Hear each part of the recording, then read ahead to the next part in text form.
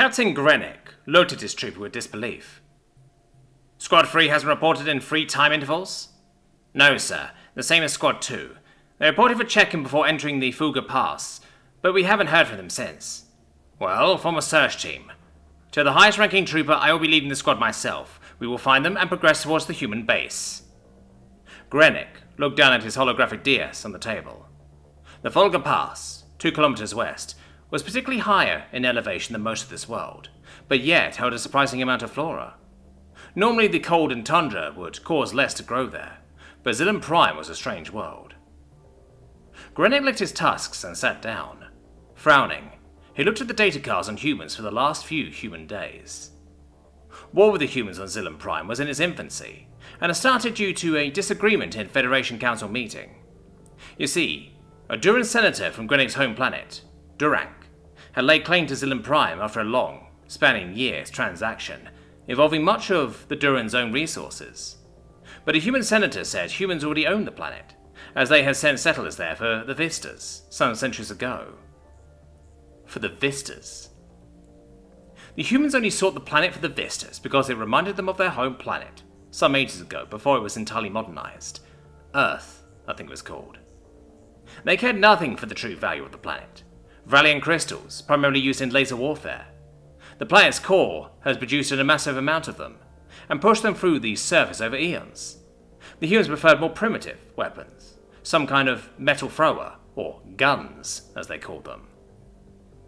The disagreement ended with the Duran people vowing war, and what did the humans say exactly? You can come, but you won't leave.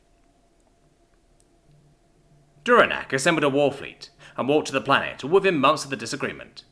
Planetfall was unhindered, and they landed their war machines and troops on the planet swiftly. It was then the humans did indeed show face, with strafing runs from their non-space capable aircraft. Losses were heavy in those few hours, but the attacks stopped nearly as quickly as they had began. Duran forces pushed outwards, to the hills, to the mountains.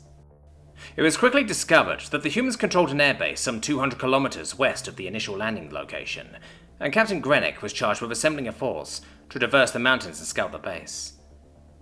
That brings us to now, where one pass separates us and that base. 15 kilometers of trees, rocks, and shrubbery. Sir, the squad has been assembled. We are ready to march in 20 minutes. Grenik's eyes snapped up to the trooper. Yes, I'll be out momentarily. Grenik gathered his blade, laser rifle, and pistol, fastening them to his armor.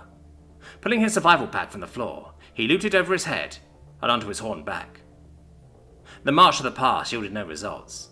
Not a trace of the missing troopers was found, not even their footprints, though in part that was due to the thick, frozen shrubbery.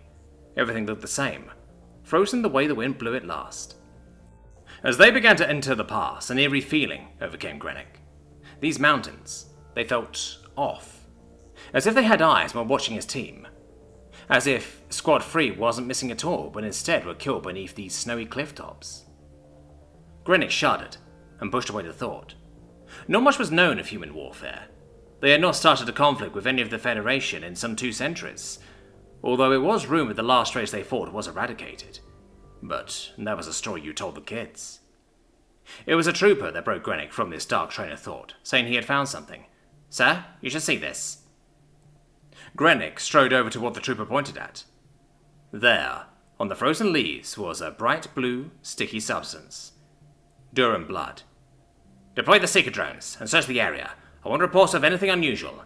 Specifically check for heat signatures. A human's body temperature runs much higher than this snow. Grenik pulled his pistol from his belt, and his squad carried out his orders. His dark suspicion had been realized. Squad 3 was KIA, and that meant the same as Squad 2. Or possibly taken captive, but as his subordinates searched and found more traces of blood, that became less likely. Where were the bodies? Grenik paused and looked around. He saw nothing, at least at first. His visor searched a greater distance, and there, on the distant cliffs surrounding them, there were small humanoid shapes. Duran soldiers strung from the cliffs. He counted all 80, 40 from Squads 3 and 2. Strung as a warning, eviscerated, dangling with their heads blown apart. Some sustained chest wounds, but nearly all had a portion of their skull missing, or no head at all. Grenik had seen this kind of wound before, a wound that resulted from a piece of metal being lobbed from a great distance, with such velocity that it struck its target before the sound reached it. Grenick turned to his squad to give orders, but it was too late. The first three fell before any of the others realized what had transpired. Within 10 seconds, 75% of the squad lay motionless on the ground. Grenick fired shots blindly into the trees. Where were they?